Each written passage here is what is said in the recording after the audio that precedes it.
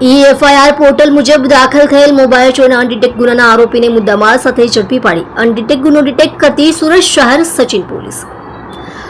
commissioner સાહેબ શ્રી સુરત શહેર નાઓએ સુરત શહેર ખાતે દાખલ થયેલ એફઆઈઆર મુજબ વાહન ચોરી તથા મોબાઈલ ચોરીના અનડિટેક્ટ ગુનાઓને ડિટેક્ટ કરવા માટે સૂચના આપેલ હોય જે અનુસંધાને અધિક પોલીસ કમિશનર સેક્ટર 02 સાહેબ Shri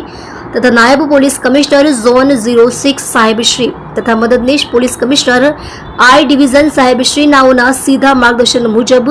police inspector Shri PN Vaghela નાઓએ એફઆઈઆર દ્વારા દાખલ થયેલ વાહન ચોરી તથા મોબાઈલ ચોરીના અનડિટેક્ટ ગુનો શોધી કાઢવા માટે આપેલ સૂચનાને આધારે સર્વેલન્સ સ્ટાફના એએસઆઈ પિતાંબરભાઈ વ્યંકટભાઈ નાઓના નેતૃત્વ હેઠળ પોલીસ માણસો પોલીસ સ્ટેશન વિસ્તારમાં પેટ્રોલિંગમાં હતા તે દરમિયાન એએસઆઈ રાજેન્દ્રભાઈ કેશવભાઈ તથા પોલીસ કોન્સ્ટેબલ નારાયણભાઈ ભજુભાઈ નાઓની સંયુક્ત બાતમી હકીકતના આધારે આરોપી નામે મોહન ઉર્ફે પિન્ટુ ઉમાશંકર શર્મા ઉંમર વર્ષ 27 ધંધો મજૂરી કામ રહે સ્લમ બોર્ડ ઘર નંબર A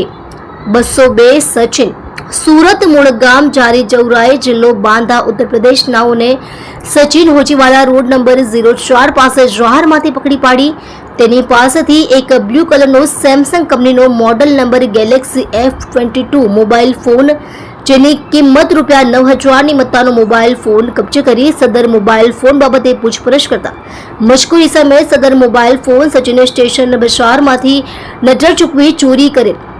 તેમ જણાવતા સદર મોબાઈલ ફોન બાબતે અત્રેના સચિન પોલીસ સ્ટેશન ખાતે રેકર્ડ ઉપર તપાસ કરતા એફઆઈઆર મુજબ સચિન પોલીસ સ્ટેશને part Gujarat registered number 1121054242263 BNS act સને 2023ની કલમ